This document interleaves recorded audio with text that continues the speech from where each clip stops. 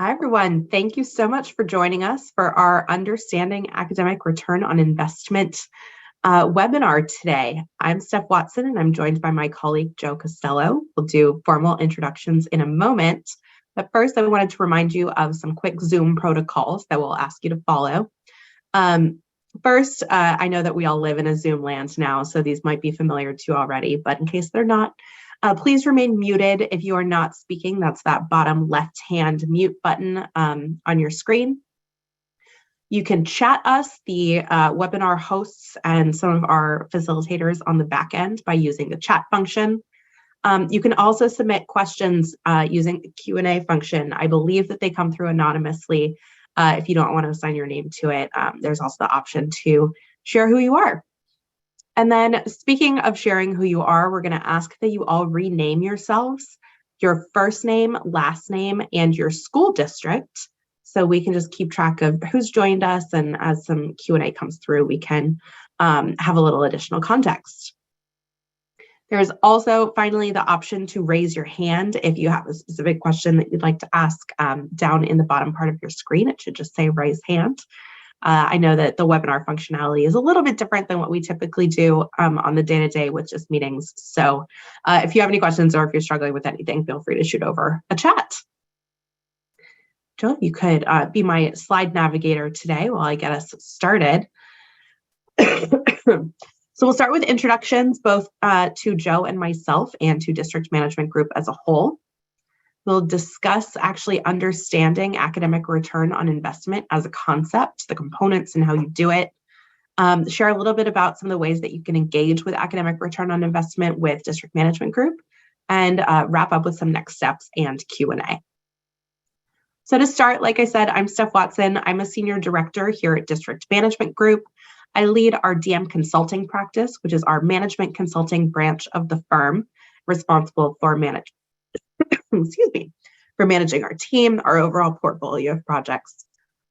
Excuse me, recovering from a bit of a cold here.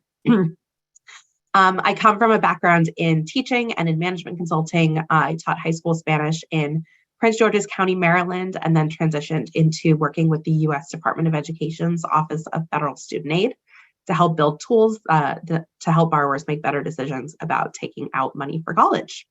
That brought me here to District Management Group, where I combined both my passion for K-12 education with my consulting background, and have had the opportunity to work on A-ROI, both our institute and some of our projects all across the country over the past several years.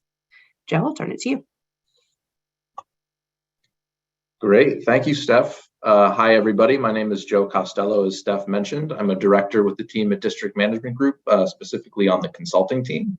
I've been with District Management Group for the last 5 years or so now, and have had the distinct privilege of working with dozens of districts across probably 20 states at this point on some of their most pressing challenges. I think a lot to do with strategic budgeting, strategic resource use, academic return on investment, as well as strategic planning and a whole host of other topic areas.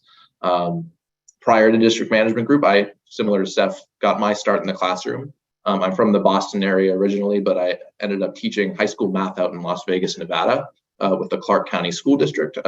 Ended up teaching out there for a number of years, teaching Algebra 1 and AP Economics and a whole host of other classes in between. I'd say that's really where I developed my passion for public education and understanding really the systems and structures that operate around our teachers and our students to provide the best possible outcomes for everybody. So thrilled to be able to be speaking with you all today on one of my favorite topics, which is academic return on investment. Steph, let me pass it back to you. Thanks, Joe. So for those of you who are not familiar with District Management Group, our mission is to achieve systemic improvement in public education by combining management techniques and education best practices. We believe that you can only achieve these lasting results for students by focusing on 3 components: student outcomes, operational efficiency, and resource allocation. We do believe that a district must focus on meeting all 3 of these objectives to achieve lasting results for students. We were founded in 2004 And since then have partnered with hundreds of school districts all across the country to help them address their most pressing needs. We work with districts of all shapes and sizes, from small rural districts to some of the largest urban districts in the country and everything in between. We've worked across the country from our hometown in Boston all the way across to LA, again, everywhere in between, and have supported all different types of districts. We're comprised of 4 different business units: DM Learning, DM Consulting, DM Schedules, and Breakthrough Results. All of these work both independently and together to help us achieve our mission of systemic change in education. To tell you a little bit more about each one of those functions, starting with DM Learning, our DM Learning function is comprised of DM Council, which is a professional membership organization that provides access to webinars like this one, a network of peers and best practice research, in addition to our yearly Superintendent Strategy Summit. Our institutes provide professional development in A-ROI and secondary scheduling, and teams are able to sign up to learn in a collaborative environment with other school districts. Our equity office partners with school districts to strengthen equitable and inclusive practices. And finally, our DM journal comes out twice a year and is full of our in-depth research and experience in articles, case studies, toolkits, and more. All of our district management group council members receive that as part of their membership, and they are available on our website as well. DM Consulting, which is the group that Joe and I are both a part of, is a custom management consulting advisory service that combines both management consulting techniques along with what we know to be education best practices in a number of spaces. Our focus is mainly on operations and strategy, and some of the areas that we work in are around enrollment and attendance, strategic planning, special education, MTSS, and social emotional learning, and strategic budgeting, including initiative inventories, academic return on investment, which of course you'll hear more about, student-based budgeting, and then we do custom work for districts all across the country. Our DM Schedules is a cloud-based software that helps districts optimize the use of their resources through scheduling. We have a proprietary software for elementary schools and for special education that enables you to actually work within the software to build your schedules. We also provide consulting services around secondary scheduling, in addition to a dedicated secondary scheduling institute, which is just kicking off with our first content session next week. Finally, Breakthrough Results is a program in which school districts and schools work together to achieve lasting change through an agile approach to problem solving. We work with performance coaches and with districts and teams to focus on very specific challenges like increasing ELA achievement, addressing equity issues, improving attendance rates, even improving the number of students who get vaccinated for COVID. And so the results there are truly astounding. I could talk about Breakthrough all day, but that's not what we're here for. So I will turn it back to Joe to talk about academic return on investment. Joe, it looks like you are on mute. Oh, there we go. Guess one can never have enough experience on these Zoom calls, Zoom webinars to dig into, to remember all the rules to follow. Hi, everybody. Thanks so much for being here. Really excited to dig into this content with you all. Before we begin, I just wanted to share a quick story, quick reflection, really on where we're at right now in public education. So both Steph and I gave a little bit about our backgrounds, various roads to where we are today with District Management Group. And in our roles, we have the distinct opportunity and privilege to work with districts all across the country on some of their most pressing challenges and issues. And something that's been coming up recently with some of the districts I've been partnering with has been this question of what innovation in education should look like, right? Especially coming out of the last few years that have been extremely challenging and trying, thinking about when and why and how we can improve our practices. I think the last few years have exposed a lot of things that may not have been working exactly as well as they probably could, and have forced some of these questions of how we might do things different. And I think with that, it's really difficult to make some of those decisions because we're so attached to the way we used to do things, or we don't feel great about we don't feel great on the research that will drive some of these decisions for which programs we're going to use and put in front of our students to really drive changes. And in reflecting on why that is, right, I think there's this dilemma with changing the status quo.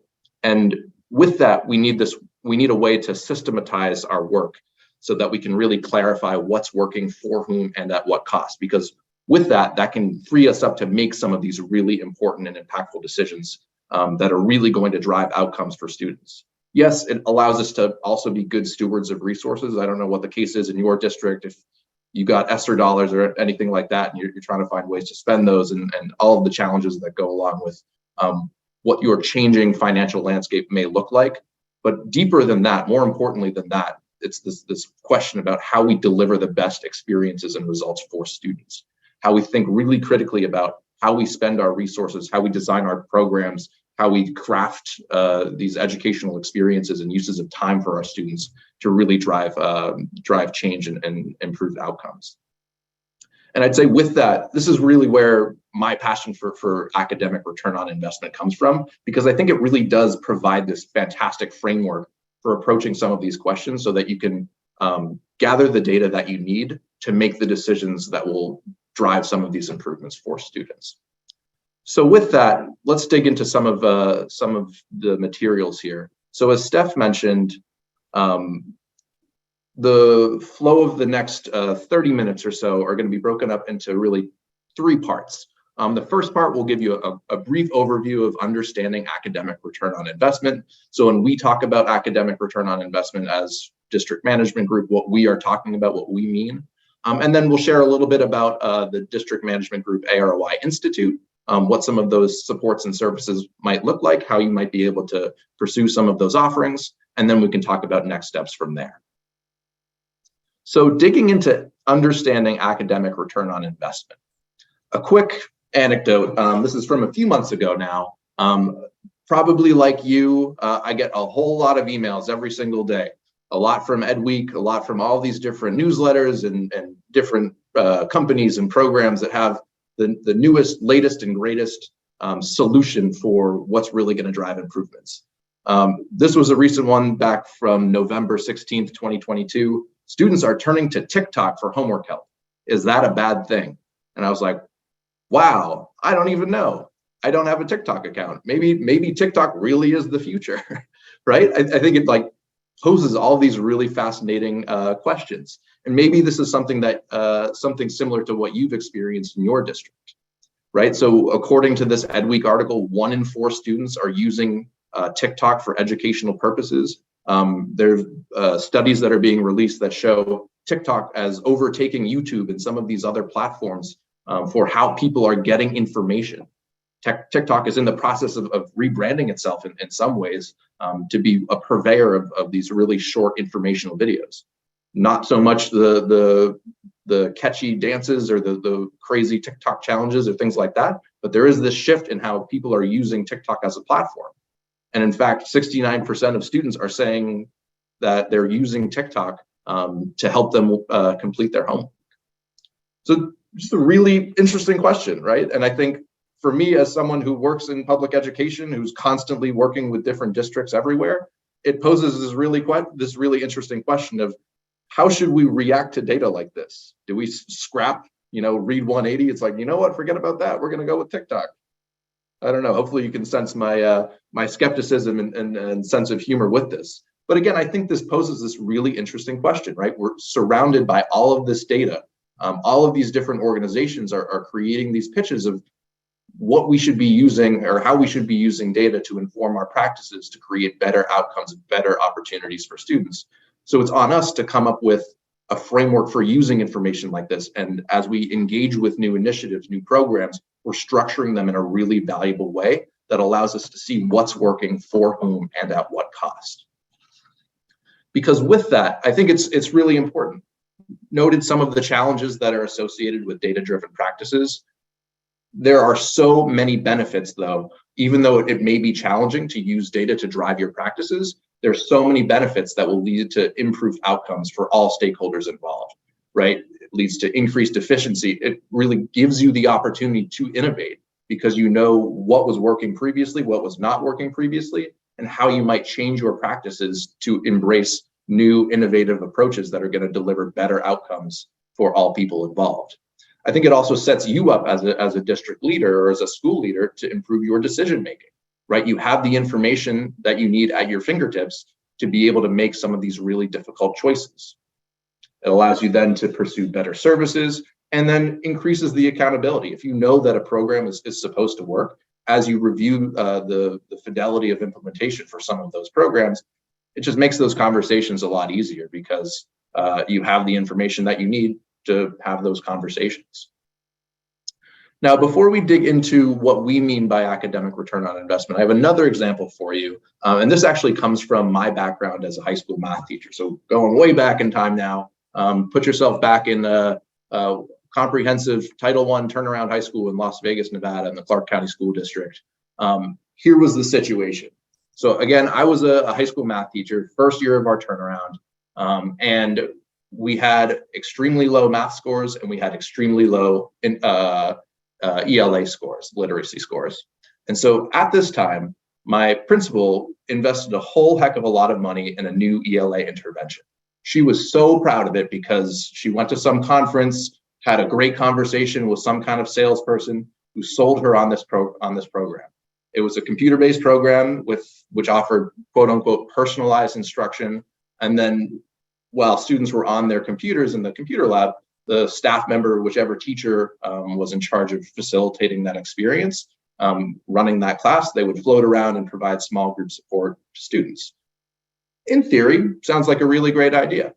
And what made my principal even more excited as she watched all of this happening is that as she observed the class in action, it looked like the students were super focused. They were all typing away on their computer screens. They had their headphones on. Everybody looked like they were doing exactly what they were supposed to do. And then when she talked to the staff members, the staff loved it. It was this really easy prep period for them because it didn't require much preparation work on their part, and students were fairly well behaved. So it was a great class from their standpoint. So that was our ELA intervention. Now, at the same time, me and all of my friends in the math department, we developed our own math intervention using our own in-house district resources. We did a little bit of blended learning. We had some computers in classrooms. We had some Chromebooks, so students were able to access some various programs there. Allowed us to target unfinished learning and skill remediation. A lot of large group sessions, some small group sessions as well. In my classroom in particular, I had whiteboards all around the walls. So we had students up all the time, moving around, engaging with content wherever they were at. From an observation standpoint, the program that we were running in the math department was incredibly loud. The classrooms were a little rambunctious. When our supervising administrator interviewed us or observed us and followed up with us afterward, came through that we were incredibly stressed out. We were making progress. We were collecting data, all of those things, but it was a chaotic experience, I would say. And so it was so interesting for my principal to have these two interventions to compare to one another, right? And I would encourage you to put yourself in the shoes of that administrator and think about, I'm sure this may resonate with you in terms of various interventions or programs you have in your schools currently. You know, you're forced to make choices like this all the time. You have math intervention, ELA intervention, or even within various ELA interventions, a whole host of interventions that you could choose from.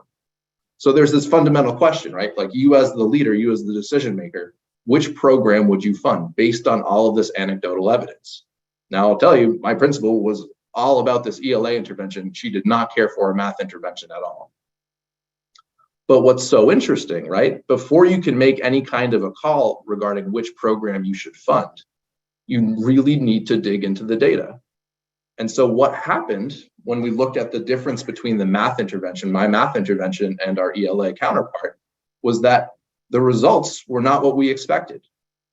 It turned out that the math program produced greater student outcomes, and we looked at student outcomes in two categories.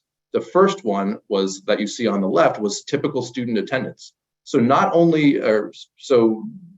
like almost most importantly, our math intervention had students in the seats, right? Students came to this math intervention every single day. We rarely had absences. Sometimes we had students who we wished would be absent. Not really. Of course, we love all of our students. We want them in the seats every single day, right? But we had all the students participating in class every single day, when in comparison to that ELA intervention, they only had about 50% attendance. Students didn't even care enough to show up for that class because they were not engaged.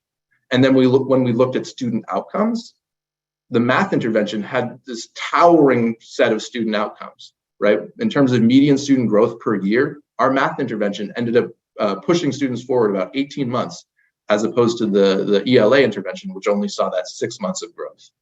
So really tremendous differences between these programs. And then not only that, so not only just thinking about the math program producing greater student outcomes, when we looked at costs, it turned out that the math program also operated at a lower cost than the ELA intervention. It's so fascinating that the dollars that you're investing may not actually be getting you the results that you're hoping for. And there may be alternative ways to doing things that end up being a little bit cheaper, cost effective, that frees up resources to use elsewhere. So not only did the math program produce greater student outcomes, it also operated at this lower cost.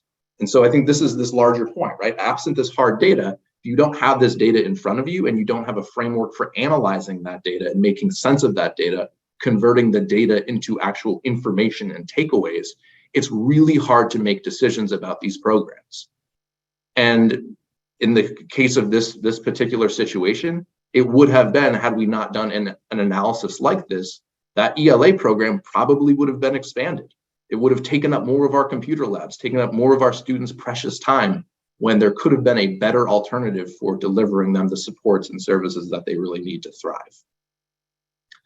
And so with that, when we talk about academic return on investments, it starts with this fundamental concept of, in public education, we have all of these various investments, not just the dollars, right, but precious time, students' time, staff's time, the actual total number of FTE that are supporting students, and then, of course, the dollars. We have all sorts of different investments within these three categories. We take those investments, we convert them into various programs and initiatives that sometimes are spanning all of the different dimensions of how we support our students. But then, because of how we organize those various programs and initiatives, it can be really difficult to know which ones are leading to better outcomes, right? Which programs are improving student outcomes? Which programs should be expanded because they're doing so well? They should serve more students. They're such tremendous investments. We should expand. We should reach out to other stakeholders to free up resources to invest in these programs. Are there other programs, though, that are ineffective uses of funds, but maybe someone's holding on to them because we've always done it this way, and it's so hard to change, and it's hard to imagine what a new alternative would be? And then are there other programs that work for some students and then not for others? Fundamentally, this is the question, this is the challenge that we are faced with as it relates to resource allocation and program and initiative development in public education.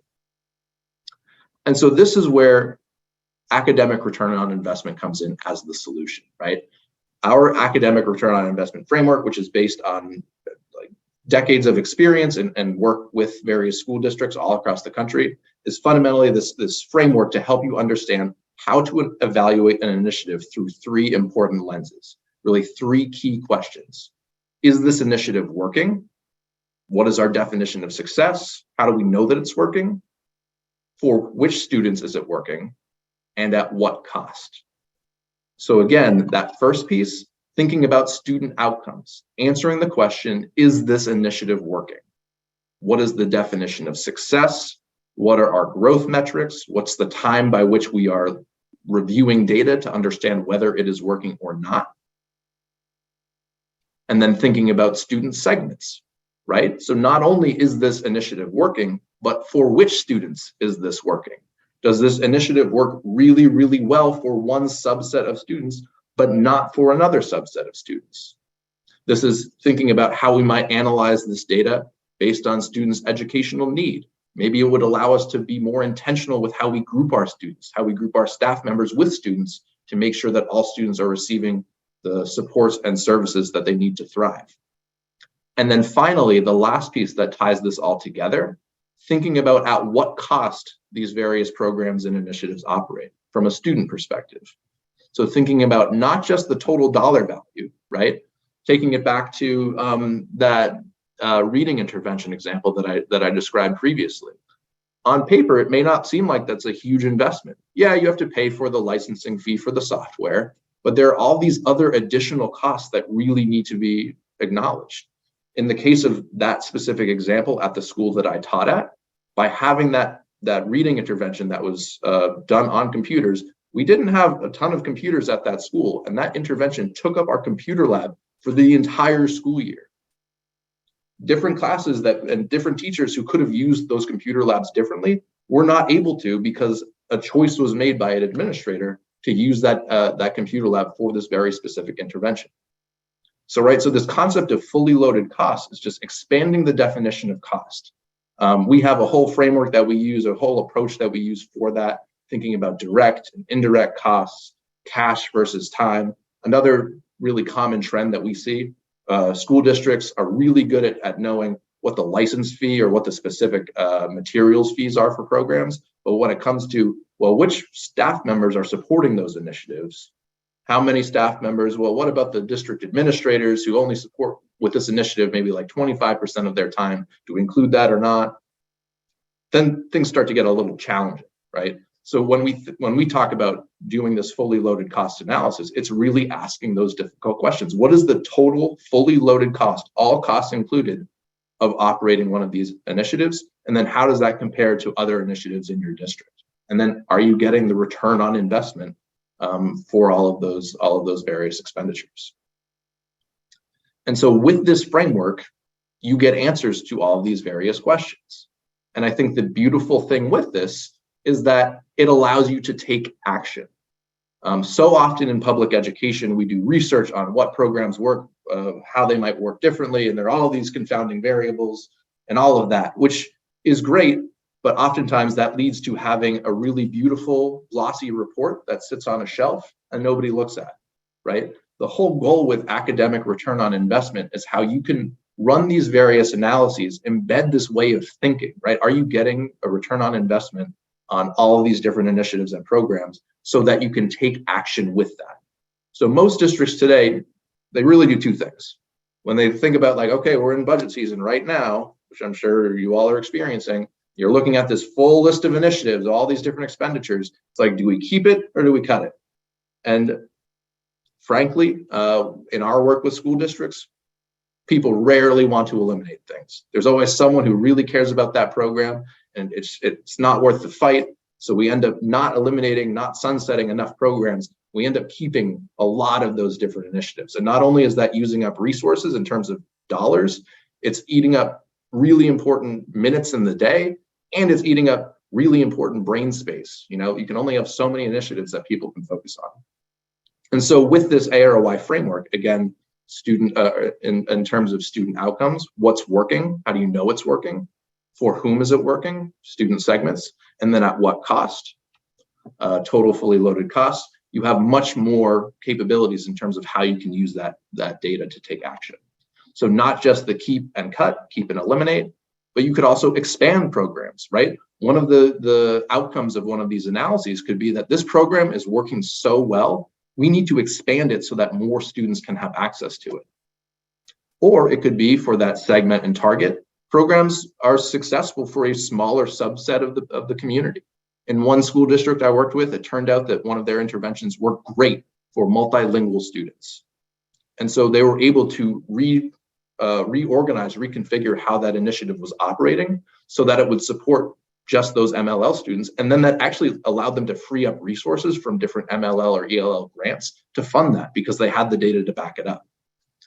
Similarly, it could turn out that one of these programs that was tremendously successful for all students across the district, maybe 10, 15 years ago, doesn't need to be as big as it used to be. So it could set you up to reduce a program. Or it could be that a program is not being implemented with fidelity. It needs to be fixed. Again, with this level of information, after running an academic return on investment, A-ROI analysis, you have all of these different options for how you can take action based on the outcomes or findings of all of that work. And I'd say to close this out, another really important point that typically comes out of these A-ROI analyses is that what is revealed to us is that in many cases, better outcomes can actually cost less, right? It's kind of a wild concept where when we look at current practices, especially if you look at the full set of initiatives, imagine having an inventory of all of the initiatives that are operated or offered in your district, all the duplicative initiatives, all the initiatives that are a little bit similar, but a little bit different too, right? All these different initiatives that are doing all of these different things that cost so much money. But when you think about what those best practices are and what initiatives are really bringing about robust changes and robust outcomes for students, oftentimes they're not the most expensive ones. So this really sets you up to have these challenging conversations with your team, with stakeholders in your community about how you can spend your resources differently to bring about the best possible outcomes for students. So with that, I know just a brief taste of what academic return on investment is and how we think about A-ROI at District Management Group. I'd be curious for you all to reflect on a few questions, right? Because now where we're at is, okay, so just walk through some basic content as it relates to academic return on investment, but what does that mean for you and your district, right? How could A-ROI support you in your quest to improve outcomes for students? And so 3 kind of core questions within this, right? Do you have the useful and accurate results for programs, right? How would you respond to that statement? Similarly, do you know which students your initiatives serve? Which students are benefiting the most from various initiatives? And then finally, do you know the total fully loaded costs of your initiatives? Really the combination of these 3 statements where this A-ROI capacity would live. So again, it's really combining those 3 aspects. We have useful and accurate results for our programs. We know which students our initiatives serve, and we know the total fully loaded cost of our initiatives that allow you to have these really in-depth program evaluations or A-ROI analyses of your various programs. So with that, be curious to survey you all. Just a quick poll. Don't worry, it's completely anonymous, won't be shared with anybody except for the folks on this call. But what is the capacity of your district to assess initiatives with an A-ROI lens? So based on that previous slide of what we mean by district capacity for academic return on investment, what is the capacity of your district team to be able to do this currently? Let's take about 30 seconds or so. Would be curious to hear what this looks like in your district.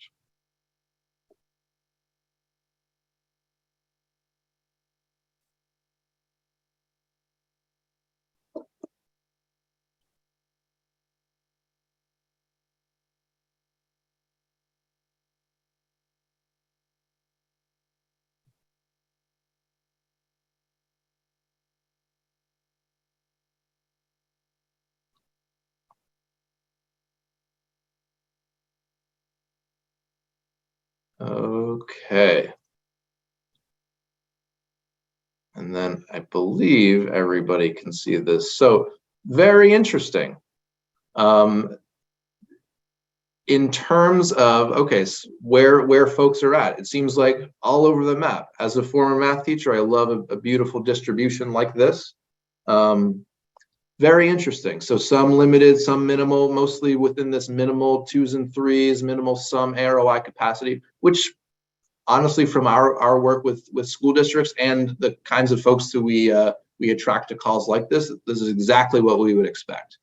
And I think what's important here is like, okay, so what do you do, or where do you go from here, right? So you recognize where you're at on a high level as it relates to academic return on investment capacity.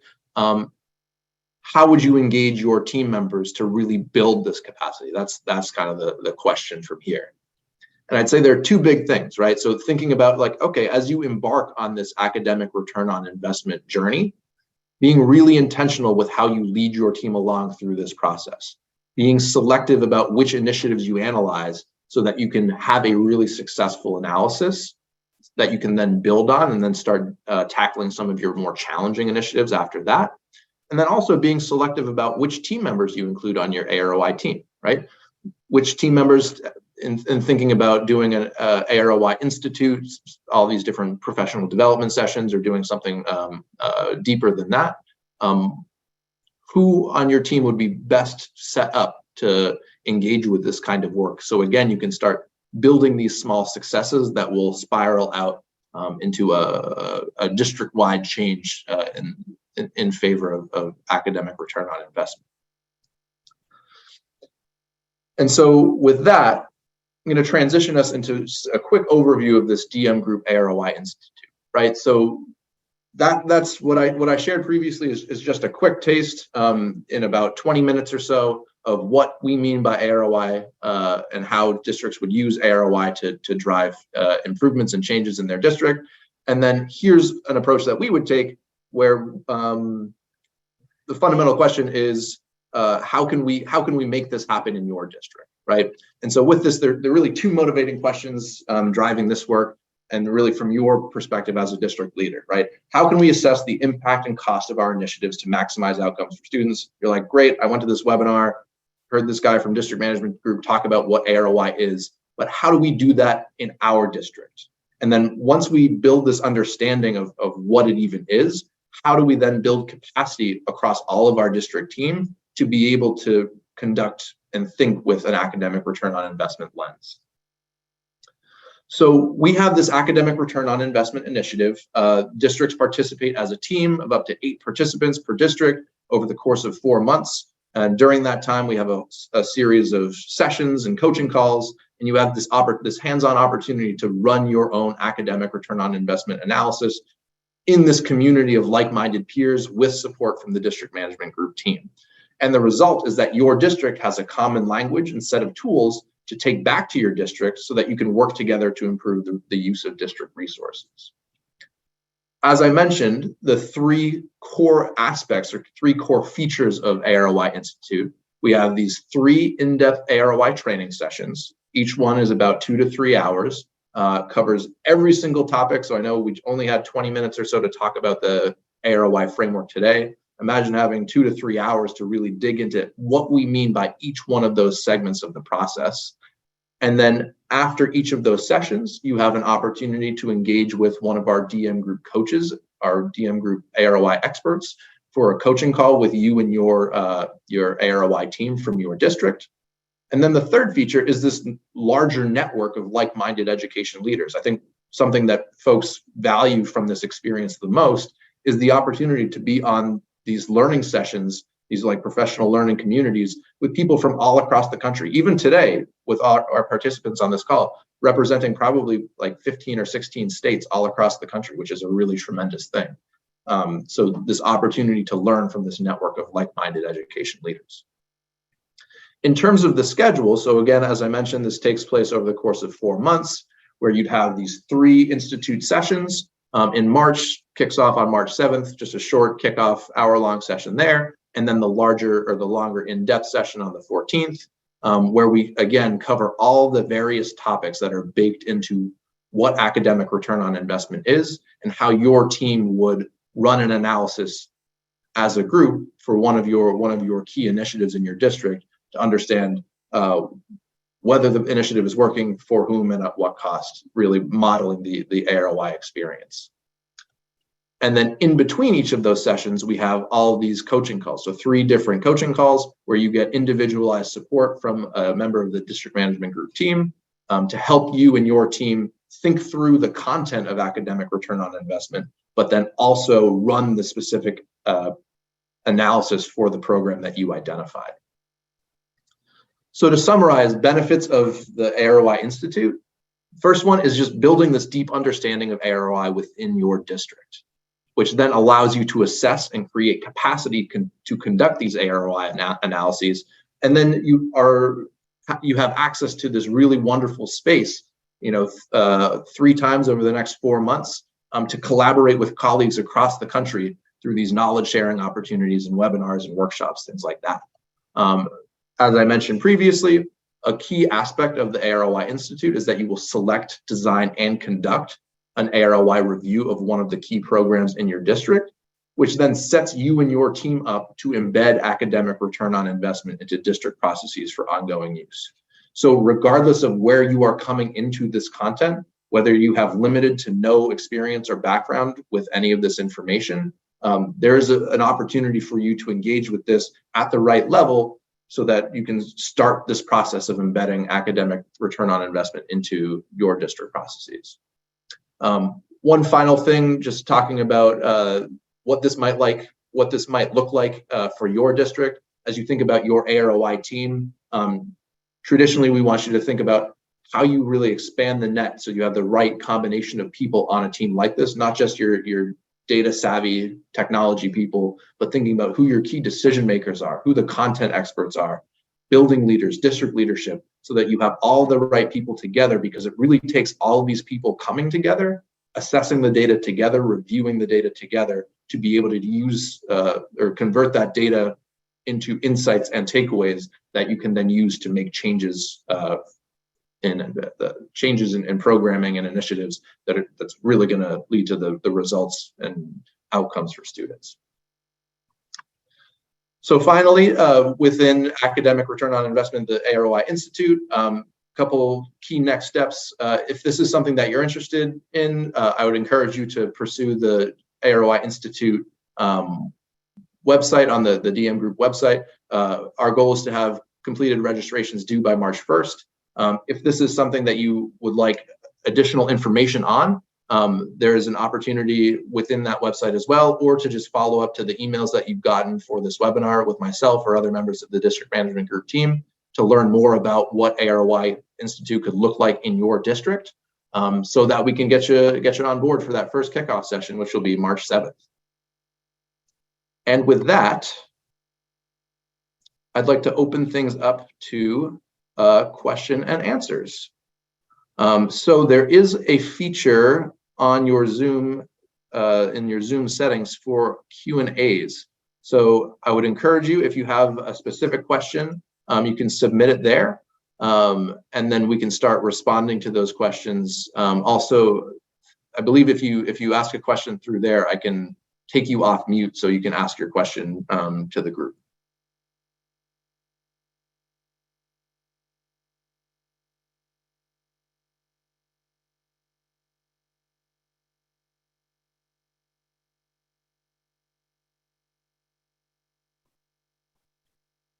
Great, I see that we have some questions coming in, so I'll go ahead and field these to Joe. Joe, one of our participants here would like to know if we have worked with this model with a district with less than or equal to 3,000 students. Fantastic question, and we have. We have worked with A-ROI, or so we have worked with districts. I think the smallest district I've worked with is probably 1,000 students, all the way up to 30,000 or 40,000, if not even bigger. I would say the question for you, if that is your district, is thinking about who on your district team should be a part of that A-ROI team. And I think from there you can then identify which initiative you'd want to consider analyzing and how you'd proceed with that. But yeah, we've worked with districts of all shapes and sizes. We actually did a version of this through the Massachusetts Department of Education, where I believe we partnered with, I think it was 15 different districts, of, again, probably ranging from 1,000 to 2,000 students all the way up to maybe like 15 or 20,000 students, but really as big as a district could be. Thank you, Joe. We have a question about the cost for a team to participate, which I will happily answer. If you are a member of DM Council, then it is $14,500 for a team to participate. If you are not a member, which I would highly consider becoming, it is $17,000 per team. Yeah, fantastic. Let's see, we've had a couple more questions come in as we went through. I'll scan these quickly. Yeah, the question about liking the idea of building capacity. So I like the idea of building capacity within our team to do this work, but is there an option where you all come in and do this work as an outside entity? So having DMGroup conduct the analysis, give a report, and then also build capacity of the team to carry the work forward. I would say that is absolutely an option. And actually, this is something that I didn't share, but we do have the A-ROI Institute, but we also have the opportunity for custom consulting within the umbrella of strategic budgeting, where we could run a program evaluation or A-ROI analysis for you and your district. And then baked into that would be either having some members of your team join the A-ROI Institute, or building that into a more customized experience for your district. I would say if this is something that you are interested in, please reach out and follow up to either myself or Steph. We'd be happy to talk about what one of those other options might look like for you and your district. Thanks, Joe. We've got a couple other really interesting questions in here. So from one district, we're wondering if there is a software that would be recommended as part of the Institute. They don't have a data dashboard or an easy way of collecting the information that they need to do an analysis. Yeah, no, it's a terrific question. I would say we have our software programs that we like and appreciate. I'd say it really depends on which initiative you're planning on evaluating, and what the form of that data is. And without giving it away, I'd say through the A-ROI Institute process, that's where we start digging into that level of data. And some of those more nuanced questions about exactly which platform you would make the most sense. Like, do you want to set up like a Tableau dashboard or something along those lines, or Google Sheets, or much more nuanced and intentional platforms in that way. Thanks, Joe. I'll also add that those of you who are thinking, oh, we don't even have that data in the first place, you are not alone. We have done analyses of all of the initiatives that we've looked at over the years, and the vast majority of them are missing major components of what we would need to do an A-ROI analysis. And so frequently, actually, the work that we come in to do is helping them identify what they need in the first place, and setting them up with the conditions to conduct those analyses. So you are certainly not alone. We have two questions in here about examples of programs that we have analyzed in the past, or other programs or initiatives that districts have used. Yeah, we have analyzed a wide variety of programs and initiatives. I would say these days, the most common ones that we do are different kinds of interventions, oftentimes because they cost a lot of money, frankly, and they take up a lot of really precious staff time and student time. So math interventions, ELA interventions. We've also done a number of professional development initiatives. I worked with a district in the Midwest, looking at one of their professional development behavior intervention initiatives. Really, the key thing for you that you should be thinking about is, okay, within this framework for this initiative, how would you define success? Are you currently gathering data for that initiative? If you're not, that's okay too. It just forces you to extend the timeline for which you would run this analysis. And then what would the cost data look like for that initiative? But really, once you have those pieces in place, you should be able to look at any initiative that's operating in your district. Steph and I were actually out in Chicago a couple months ago with the organization GFOA, the Governor's Finance Officers Association, who is another leading advocate for this work. We actually have a great partnership with them, where we dig into how academic return on investment can transform outcomes for students. And our counterpart at GFOA loves to say that there's no sacred cows in A-ROI. We should be able to look at any program, any initiative, to make sure that it truly is delivering the best outcomes for students and staff and all stakeholders. Thanks, Joe. I'll give you a second to scan over some of these remaining questions in case there's anything that jumps out to you in Yeah. So there's this question about how do you balance using lagging student data with the cost of programs, right? Budgets are usually crafted before changes can be made. Absolutely. You are describing like the root cause issue in so much of public education. And I think the answer to that question is twofold. The best answer is, well, you should set up the evaluations far enough in advance to be able to make the decisions about those programs.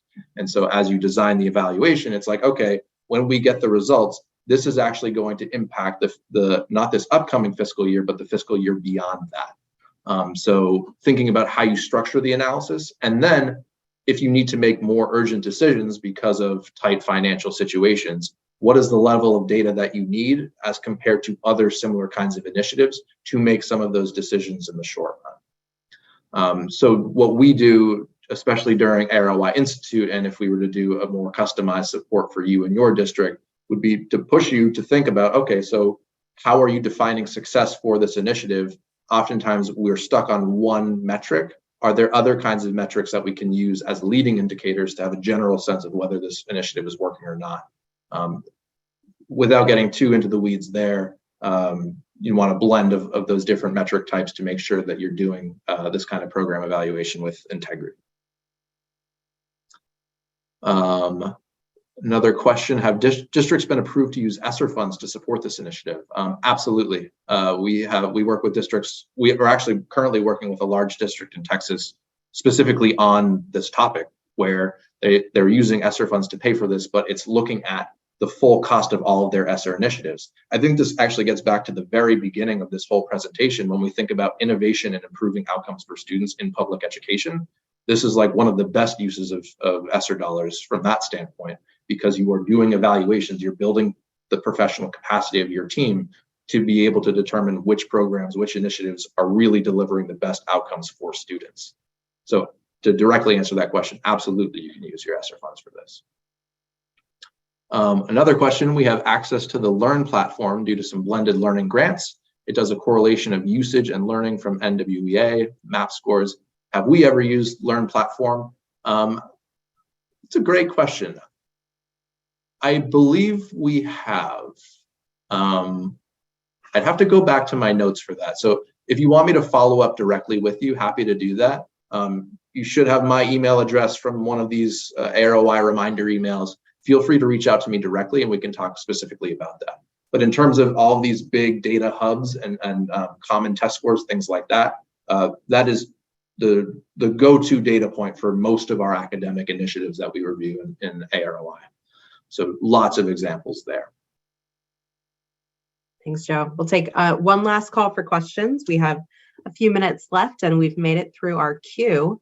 So we'll just leave it open for another 30 seconds or so for folks to get their last questions off their minds. Otherwise, you should have our contact information. If not, please feel free to reach out just to the info@dmgroupk12.com email address that you see on your screen. And we're happy to set up some additional time to chat or to answer any follow-up questions you might have. Yeah, fantastic. Thanks, Steph. I think we also have this QR code, which I believe takes you to one of those same links. So feel free to scan this quickly if you would like to follow up in that way. Otherwise, we'd love for you to stay in touch with us. We're active on LinkedIn and other social media, and always curious to continue these conversations. Even if it's just to learn a little bit more about how things are working in your district. And with that, I think we can probably close things out here. Thank you all again so much for taking the time. I know just always important to acknowledge you could have spent the last 55 minutes anywhere else, and you chose to spend the last 55 minutes with us here at District Management Group, and that is not lost on us whatsoever. Again, if you would like to continue these conversations, or if you have specific questions about our academic return on investment institute or some of our other services as District Management Group, please feel free to reach out. Always happy to continue those conversations. All right. Thank you all so much and enjoy the rest of your Tuesdays. Take care, everybody.